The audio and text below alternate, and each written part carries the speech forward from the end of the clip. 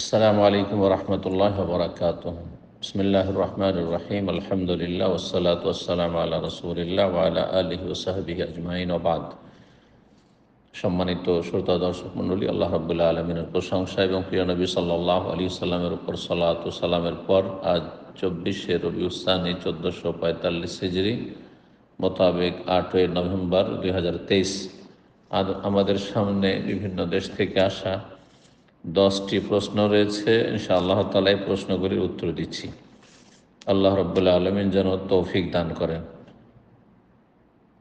প্রথম প্রশ্ন করেছেন, বলছেন আসসালামু আলাইকুম শেখ। ওয়ালাইকুম আসসালাম ওয়া রাহমাতুল্লাহ। নাপাক কাপড় এবং সাধারণ ময়লা কাপড় কি একসাথে ওয়াশিং মেশিনে পরিষ্কার করা যাবে? যদি অল্প স্বল্প নাপাকি হয়, সামান্য কোথাও পেশাব বা কিছু লেগে আছে বা কিছু নাপাক আছে, রক্ত আছে, তো ময়লা অন্যান্য কাপড়ের সাথে আপনি মিশিয়ে পানি দিয়ে ধৌত করলেন, সাবান দিলেন, আর তারপরে পরিষ্কার হয়ে চলে গেল। আশা করি কোনো অসুবিধা নেই তাতে ইনশাআল্লাহ। কিন্তু যদি নাপাকি বেশি পরিমাণ থাকে, ধরেন পায়খানা লেগে আছে আর বিশেষ বিশেষ জায়গায় লেগে আছে যা দেখতে পাচ্ছেন, তাহলে সেটা আগে ধুয়ে ফেলে দিতে হবে। সেই জায়গাটুকু আগে ধুয়ে ফেলে দিতে হবে বেশি পরিমাণ হলে। আর তারপরে সামান্য কিছু নাপাকি লেগে আছে বা নাপাকির চিহ্ন লেগে আছে, তারপরে অন্য অন্য কাপড়ের সাথে, ময়লা কাপড়ের সাথে আপনি ওয়াশিং মেশিনে পরিষ্কার করেন। জি। 2 নম্বর প্রশ্ন, বলছেন আসসালামু আলাইকুম শাইখ। ওয়ালাইকুম আসসালাম ওয়া রাহমাতুল্লাহ। আমি চট্টগ্রাম থেকে বলতেছি, কোনো অমুসলিম ব্যক্তি কি নিজে নিজে কালিমা পড়ে মুসলিম হতে পারবে? হ্যাঁ, অবশ্যই পারবে। মুসলিম হওয়ার জন্য কোনো ব্যক্তির সহযোগিতা নিতে হবে, তার হাতে হাত দিয়ে কালিমা পড়তে হবে বা তার কাছে গিয়ে কালিমার শাহাদাত দিতে হবে, এটা আবশ্যক নয়। ঈমান ইসলাম বান্দা এবং তার রবের মাঝে। সুতরাং কোনো অমুসলিম ব্যক্তি যদি অন্তর থেকে বিশ্বাস করে, স্বীকৃতি দিয়ে, যেসব ঈমানের রুকুন আরকান রয়েছে সবগুলি বিশ্বাস করে, কোরআন এবং হাদিসে ওহীতে যা কিছু এসেছে আমি বিশ্বাস করি, আমি মেনে নিচ্ছি, আর তারপরে আশহাদু আল্লা ইলাহা ইল্লাল্লাহ ওয়া আশহাদু আন্না মুহাম্মাদান রাসূলুল্লাহ বলে ঘোষণা করে, একাকী অবস্থায় সাক্ষী রাখার কোনো প্রয়োজন নেই, আবশ্যক নাই। তবে ওয়াকালা ইন্নানি মিনাল মুসলিমিন, আল্লাহ বলছেন যে প্রকাশ্যে বলবে একজন মুসলিম যে আমি মুসলিম। জি, গর্বের সাথে বলবে, তো প্রকাশ করবে সমাজে, লুকিয়ে রাখবে না ঈমান ইসলামকে, যদি সেখানে বড় ধরনের অনিষ্টের আশঙ্কা না থাকে। কিন্তু অনেক সময় কাফের জালেমদের পক্ষ থেকে ক্ষয়ক্ষতির আশঙ্কা থাকে, সেই ক্ষেত্রে নিজে নিজেই সেই ব্যক্তি মনে মনে কালিমা পড়লো অথবা কালিমার শাহাদাত দিল, অন্তর থেকে বিশ্বাস করে স্বীকৃতি দিয়ে, আর তারপরে ইসলামের ফারাইজ ওয়াজিবাতগুলি আদায় করা শুরু করলো, সে মুসলিম। কারো কাছে যেতে হবে, কারো সামনে যেতে হবে, কারো কাছে গিয়ে ইসলাম কবুল করতে হবে, এমন বিষয় শরীয়তে আসলে নেই। কিন্তু প্রকাশ করা অবশ্যই পারলে উচিত। জি, যাতে করে আপনি যে সমাজে বসবাস করেন সেখানকার মানুষরা আপনাকে জানে যে আপনি মুসলিম ভাই তাদের। জি, এবং মুসলিম ভাই হিসাবে যেসব হক রয়েছে সেই হকগুলি তারা আদায় করতে পারে, সেই হকগুলি আদায় করা সম্ভব হয়। তার মধ্যে একটি হচ্ছে মারা গেলে জানাজা পড়া। কাফের যদি আপনাকে সমাজের লোকেরা জানে যে না, এ তো অমুসলিম হয়ে আছে, তাহলে কি করে আপনি জানাজা পড়বে, কি করে মুসলিমদের কবরস্থানে দাফন করবে? তো এইরকমই যেসব মুসলিমের হক রয়েছে পরস্পর, একজন মুসলিমের আরেকজন মুসলিমের ওপর, সেই হকগুলি আদায় করতে পারবে। সুতরাং মুসলিম সমাজে জানিয়ে দিতে হবে যে আমি মুসলিম। জি। ওমান আহসান কওলাম মিম্মান দাআ ইলাল্লাহি ওয়া আমিলা সালিহান ওয়া ক্বালা ইন্নানি মিনাল মুসলিমিন। ওর চাইতে ভালো কথা আর কারো হতে পারে যে এই ব্যক্তি আল্লাহর দ্বীনের দিকে আহ্বান করে। এক বৈশিষ্ট্য ভালো মানুষের, সবচেয়ে ভালো মানুষের। আর দ্বিতীয় হচ্ছে আমেলা সালিহান, নিজে ভালো আমল করে। ওয়া ক্বালা ইন্নানি মিনাল মুসলিমিন। তৃতীয় বৈশিষ্ট্য হচ্ছে যে প্রকাশ্যে বলে যে আমি মুসলিম, ইসলামকে, ঈমানকে গোপন রাখে না। আল্লাহ তৌফিক দান করুন। 3 নম্বর প্রশ্ন, বলছেন আসসালামু আলাইকুম সাহেব। ওয়ালাইকুম আসসালাম ওয়া রাহমাতুল্লাহ। আমি একজন কোরিয়ার ডেলিভারি বয়। আমাকে প্রতিদিন ব্যক্তিগত মোটরসাইকেলে আমার পার্শ্ববর্তী 3টি উপজেলায় পণ্য হোম ডেলিভারি করতে হয়। এর ফলে কর্ম শেষ করে আমার নিজ শহরে ফিরতে আমাকে 130-150 কিলোমিটার পথ পাড়ি দিতে হয়, 170+ কিলোমিটার মাঝে মাঝে। এই জন্য আমার 9 থেকে 12 ঘন্টা যাত্রা করার প্রয়োজন পড়ে।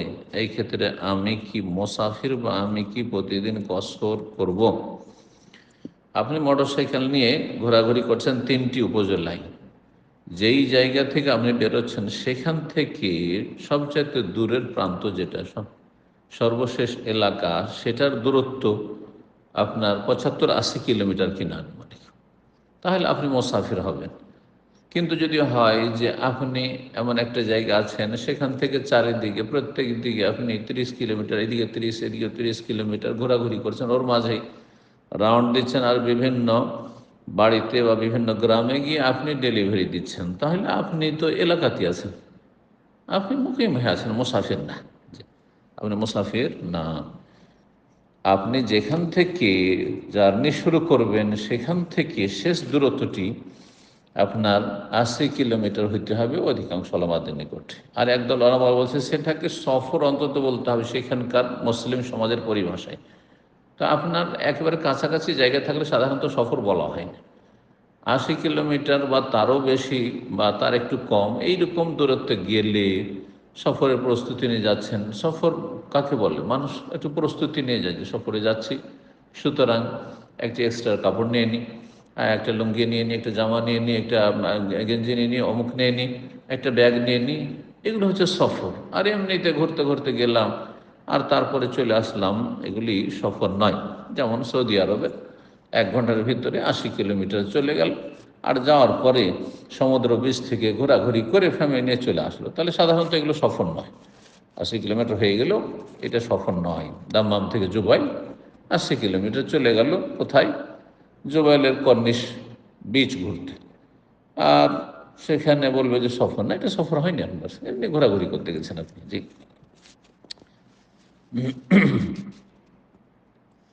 4 নম্বর প্রশ্ন। আসসালামু আলাইকুম শাইখ। ওয়ালাইকুম আসসালাম রহমতুল্লাহ। এক বোন আজকে রোজা রেখেছে ঈদে মিলাদুন্নবী উপলক্ষে।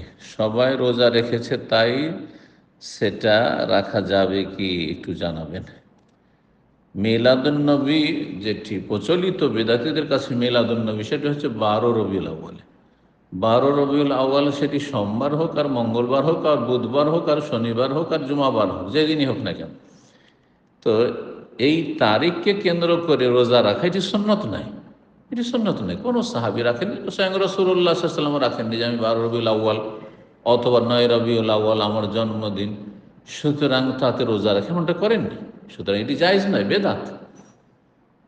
নবী সাল্লাল্লাহু আলাইহি ওয়াসাল্লাম সিয়াম পালন করেছেন সোমবারে আর বৃহস্পতিবারে। জিজ্ঞাসা করা হয় সোমবারের সিয়াম সম্পর্কে, তখন বলেছেন জাকা ইয়ামুন ওয়ালিদতু ফি, এই দিনে আমি ভূমিষ্ঠ হয়েছি, আমি জন্মেছি সোমবারে। তাহলে সপ্তাহে, প্রতি সপ্তাহে যে সোমবার আসছে, সোমবারে যদি আপনি রোজা রাখেন, সিয়াম পালন করেন, তাহলে সেটি সুন্নত, যে নবী সাল্লাল্লাহু আলাইহি ওয়াসাল্লাম এই দিনে জন্ম নিয়েছেন আর এই দিনে নবী সাল্লাল্লাহু আলাইহি ওয়াসাল্লাম সিয়াম পালন করেছেন।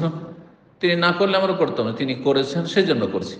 কিন্তু 12 রবিউল আউয়ালে করবেন এটা জায়েজ নয়, এটি বিদআত। আশা করি বিষয়টি স্পষ্ট। সুতরাং এই বোনেরা যে রোজা রেখেছেন তারা বিদআতি কাজ করেছেন, গুনার কাজ করেছেন। 5 নম্বর প্রশ্ন বলছেন, আসসালামু আলাইকুম শাইখ। ওয়ালাইকুম আসসালাম রাহমাতুল্লাহ। আমি হানাফি এলাকায় থাকি। ওই সকল এলাকায় আসরের ও ফজরের সালাত দেরিতে আদায় করে। এই ক্ষেত্রে আমি কি একাকী সালাত আদায় করব না তাদের সাথে আদায় করব? আসর আর ফজর হানাফিরা অনেক বেশি দেরি করে আদায় করে। এত বেশি দেরি করে যে আসরের সালাতকে মাকরু, অপছন্দনীয় সময়, ইজতেরারি, নির্ভয় ব্যক্তির সময়ে পৌঁছে দেয়, যে সময়টি অপছন্দনীয়। একেবারে সূর্য ডুবার আধা ঘন্টা 45 মিনিট আগে। এটা তো আমি একটু বেশি করে বললাম। আমাকে এক ভাই কয়েক সপ্তাহ আগে বলছেন যে আমার এলাকায় ছুটিতে গিয়েছিলাম, এখান থেকে সৌদি আরব থেকে গিয়ে দেখি যে ফজরের সালাত আদায় করার পরে মাত্র 15 মিনিটও সময় থাকে না, মসজিদে বের হয়ে 10 মিনিটও হয় না, সূর্য উঠে যাচ্ছে। তাহলে এটি মোটেই সুন্নত নয়, বরং সুন্নতের খেলাফ, সুন্নতের খেলাফ এবং অপছন্দনীয় কাজ। আর এটা হচ্ছে মকরুহ, অপছন্দনীয় সময়, যে ইচ্ছা করে মানুষ এত বিলম্ব ফজর বা আসর আদায় করবে। সুতরাং এরা যখন সুন্নতের খেলাফ কাজ করছে, এই ক্ষেত্রে নবী সাল্লাল্লাহু আলাইহি সাল্লামের একটি হাদিস রয়েছে যে এমন এক সময় আসবে যেই সময় কিছু ভোগবিলাসী শাসকরা, তারাও এক সময় ভোগবিলাসী শাসকরা ছিল, তারা সালাত আদায় করতো। ওমাইয়া আমলে, আব্বাসী আমলে তারা সালাত আদায় করতো, নামাজ পড়তো মসজিদে গিয়ে। এখন ওদের লক্ষ্য রাখতে গিয়ে, হ্যাঁ ওরা জামাতে আসবে তারপরেই আমরা জামাত করতে পারবো, অনেক বিলম্ব হয়ে যেত। তো এই মর্মে ভবিষ্যৎবাণী রয়েছে যে যদি এমনটা হয় তো সাল্লে সালাত আলে অক্তেহা, তোমরা ওক্ত মোতাবেক সালাত আদায় করে না। আউ্বাল অক্ত সালাত আদায় করা প্রথম দিকে এটি উত্তম, এটি ওয়াজিব নয়। তবে প্রথম অক্তে না হইলেও আধা ঘন্টার ভিতরেই, ধরেন আসরের সময় হচ্ছে 2:30, 3টে 3:30টার মধ্যে আপনি আদায় করে নিলেন, এটা হচ্ছে পছন্দনীয় অক্ত। কিন্তু আসরের সময় হয়ে গেছে 2:30টায়, আর আপনি আদায় করবেন 4:30টায়, 5টায়। 5টায় তো সূর্য ডুবে যাচ্ছে, 5:30টায় যদি ডুবে তো আপনি 5টায় আদায় করছেন, এগুলো অপছন্দনীয়। জি, তো এইরকমই ফজরের বিষয়টি। সুতরাং এই ক্ষেত্রে নবী সাল্লাল্লাহু আলাইহি ওয়াসাল্লাম কি বলেছেন যে তুমি প্রথম ওয়াক্তে বা পছন্দনীয় ওয়াক্তে সালাত আদায় করে নাও একা একা বাড়িতে, আর তারপরে বাইরে বেরিয়েছো আর দেখছো যে মুসল্লিরা বিলম্বে জামাত সহকারে সালাত আদায় করছে, আর তুমি আসো সেখানে, তাহলে তাদের জামাতে সামিল হয়ে যাও, যাতে করে তোমাকে বেনামাজি না বলা হয়, অভিযুক্ত না করা হয় যে তুমি বেনামাজি, নামাজ আদায় করো না। আর মুসলিমে যা জামাতে শরিক হয়ে যাবে তা কোন লাখান না ফেলা, তোমার জন্য এই দ্বিতীয় সালাতটি নফল হয়ে যাবে, নফল হয়ে যাবে। তা আপনি এরকমটাই করবেন। 6 নম্বর প্রশ্ন বলছেন, আসসালামু আলাইকুম শাইখ। ওয়ালাইকুম আসসালাম। আন্তর্জাতিক ক্রিকেট ও ফুটবল খেলা দেখা ও এই সকল খেলাগুলোকে পেশা হিসেবে বেছে নেওয়া কি জায়েজ হবে? আন্তর্জাতিক হোক আর জাতীয় হোক, ক্রিকেট খেলা, এতে ইসলাম বিরোধী বেশ কিছু দিক রয়েছে। দীর্ঘ সময় ধরে এই খেলা চলে, যাতে সলাতের নামাজের রক্তের কোনো পরোয়া করা হয় না, যার ফলে এই ক্রিকেট খেলা জায়েজ নয়। এরকম শর্তের সাথে, ব্যাস জোহর আসর মাঝখানে, আসর মাগরিবের মাঝখানে, সকাল থেকে নিয়ে জোহর আগ পর্যন্ত এই সময়টা খেললো, নামাজের সময় নষ্ট হলো না। আর নামাজের সময় খেলাধুলা চলছে, যারা খেলা করছে তারাও খেলা নিয়ে ব্যস্ত, আর যারা দর্শক দেখছে তারাও নামাজ থেকে গাফিল, এটি মোটেই জায়েজ নয়। এই ধরনের ক্রিকেট খেলা জায়েজ নয়। সাধারণত ফুটবল খেলা অল্প সময়ের জন্য হয়, সেটা চলবে, কিন্তু সলাতের সময় হলে জায়েজ নয়। সলাতের সময় যদি হয় তাহলে জায়েজ নয়। আর তারপরে জিজ্ঞেস করছেন যে এই খেলা দেখার বিষয়টি, খেলা দেখা হচ্ছে দুই রকম। একটা হচ্ছে মাঝে মধ্যে কখনো একবার দুইবার দেখে নিন, একটু কিছুক্ষণ দেখে নিন। একটা খেলা দেখার নেশা। আর এই খেলা দেখার নেশা যদি থাকে, আর তারপরে আপনি একটা টিমের পক্ষ নিয়ে নিচ্ছেন, আর সেই পক্ষ যদি হেরে যায়, তাহলে আপনি, আপনার চোখের ছায়া জীবনে নেমে এসছে, মনে হচ্ছে আপনার মা বাবা বা ছেলে মেয়ে মারা গেছে, অনেকে আত্মহত্যা করে দিয়েছে, অনেকে টিভি ভেঙে ফেলছে। তো এইরকম যাদের খেলা দেখার নেশা আছে তারা হারামে লিপ্ত আছে।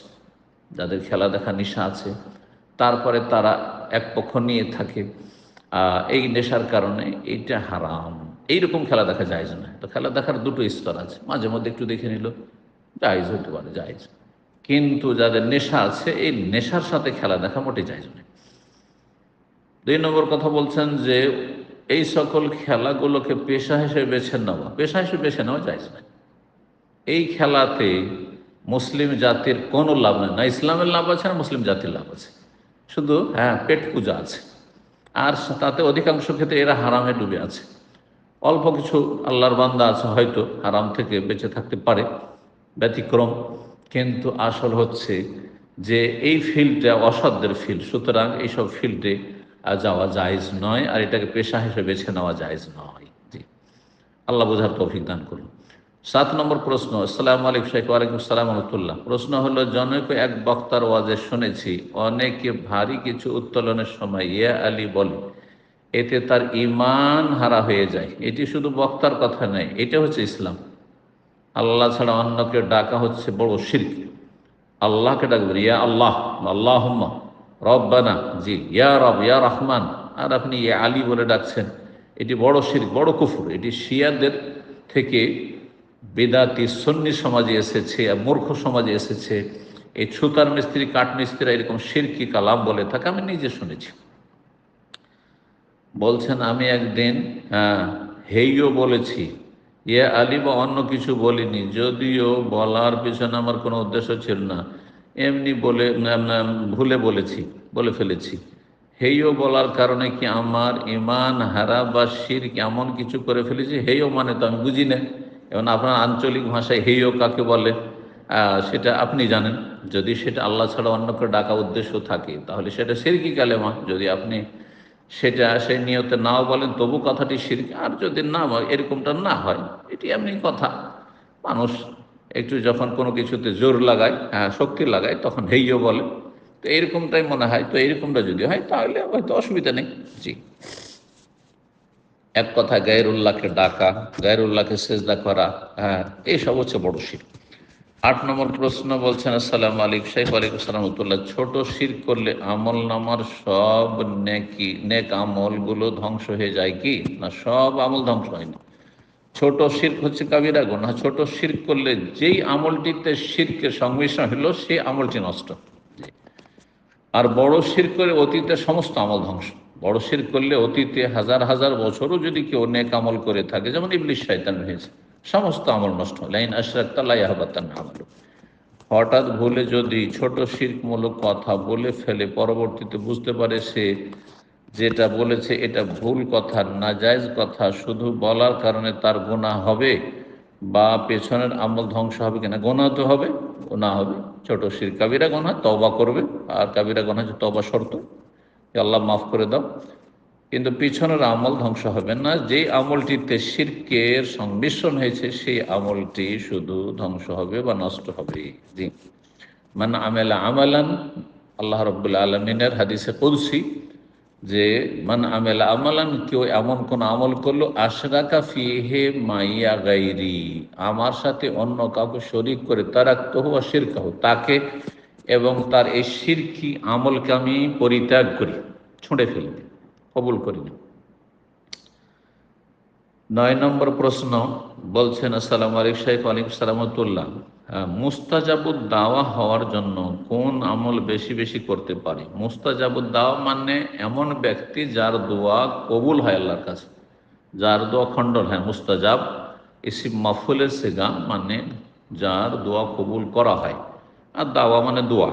তো যার দোয়া কবুল করা হয় এমন আমি ব্যক্তি হতে চাই, এমন মানুষ হতে চাই। এর জন্য বেশি বেশি কোন আমল বেশি বেশি করতে পারি? এর জন্য আপনি তৌহিদবাদী হবেন, এখলাস নিজের মধ্যে নিয়ে আসবেন আপনার, জীবনের প্রতিটি ক্ষেত্রে, আল্লাহর সন্তুষ্টির জন্য কাজ করার চেষ্টা করবেন, দুনিয়ার গরজ না হয়। 2 নম্বর কথা, সুন্নাহ মোতাবেক দোয়া করবেন, বেদাতের সংমিশ্রণ দোয়াতে না হয়। আর 3 নম্বর গুরুত্বপূর্ণ আরেকটি বিষয়, সেটা হচ্ছে হালাল রিজক ভক্ষণ করবেন, হারাম খাবেন না। হারাম যারা খায় তাদের দোয়া কবুল হয় না। আর শুধু এই আমাদের সমাজের অনেকেই তো বলে যে আমি হারাম খাই না, কিন্তু অজান্তে অথবা অচেতন গাফিলতির কারণে, উদাসীনতার কারণে হারাম খেতে থাকে। হারাম হারাম মনে করে না। না, আপনাকে একবারে সূক্ষ্ম দৃষ্টি রাখতে হবে যে আমার পেটে বা আমার শরীরে, আমার কাপড়ে, আমার খাদ্যে, আমার পানীয়তে, আমার চলাফেরাতে, কোন আমার রোজগারে, আমার উপার্জনে কোন রকমের হারামের সংমিশ্রণ নেই। সন্দেহপূর্ণ রুজি আমি গ্রহণ করি না, যেখানে সন্দেহ হয় সেখানে ছেড়ে দিই। এইরকম হওয়ার চেষ্টা করতে হবে। জি, আল্লাহ তৌফিক দান করুন। 10 নম্বর সর্বশেষ প্রশ্ন বলছেন, আসসালামু আলাইকুম শাইখ। ওয়ালাইকুম আসসালাম রাহমাতুল্লাহ। মুক্তাদির যদি নামাজের মধ্যে কোনো ওয়াজিব ছুটে যায় তাহলে তার করণীয় কি? বা রুকুন ছুটে যায় তার করণীয় কি? রুকুন যদি ছুটে যায় তাহলে যেই রাকাতের রুকুন ছুটেছে, রুকুন যেহেতু ফরজ, এমন ফরজ যেটা ভুলে গেলেও ছুটে, অনিচ্ছাকৃত ছুটে গেলেও সালাত হবে না বা ওই রাকাত হবে না, আর ইচ্ছা করে ছাড়লেও হবে না। সুতরাং আপনার যেই রাকাতে রুকুন ছুটেছে, আপনি অথচ মুক্তাদি সালাত আদায়, সেই রাকাতটি আপনার কমে যাবে। মাইনাস হয়ে যাবে। জি, আর এক রাকাত আপনি পুরা করে নেবেন। ওয়াজিব যদি ছুটে যায়, মুক্তাদির ওয়াজিব যদি ছুটে যায়, তাহলে পৃথক আলাদা করে সেজদা করার কোনো প্রয়োজন নেই। এই ক্ষেত্রে ওলামারা বলেছেন ইয়াতাহাম্মাল আহাল ইমাম, ইমাম সেটা বহন করবে, ইমামের সাথে আছেন। আর আপনি ধরেন আত্মায়াত পড়ছিলেন প্রথম তাশাহুদে, আত্মায়াত পড়া হয়নি, উঠে গেল, আপনি পুরা করতে পারলেন না, ইক্তেদা করতে হবে, উঠে যান, ইমাম এটা বহন করে নেবে। জি, তো এই ক্ষেত্রে সহজ সিজদা আলাদা করে আপনি সালাম ফেরার পরে আবার সহজ সিদ্ধ করবেন, এমনটা করবেন না। তবে মুক্তাদি যদি মসবুক থাকেন, এক দু রাকাত ছুটে গেছে, আর তারপরে ইমামের সালাম ফেরার পরে বাকিরা যখন পুরা করেছেন তখন ভুলগুলি হয়েছে, তাহলে অবশ্যই সহজ সিজদা করবেন। এখানেই আজকের প্রশ্ন উত্তর পর্ব শেষ করছি। আল্লাহ রাব্বুল আলামিন যেন আমাদেরকে সঠিক কথা বলার তৌফিক দান করেন এবং সমস্ত ভুল ভ্রান্তি থেকে আল্লাহ বাঁচিয়ে রাখেন। যদি ভুল হয়ে যায় আল্লাহ রাব্বুল আলামিন সংশোধনের তৌফিক দান করেন, আর আল্লাহ রাব্বুল আমাদেরকে ক্ষমা করে দেন। ওয়া সাল্লাল্লাহু সাল্লাম আলা নবিয়িনা মুহাম্মদ ওয়া আলা আলিহি ওয়া সাহবিহি আজমাইন।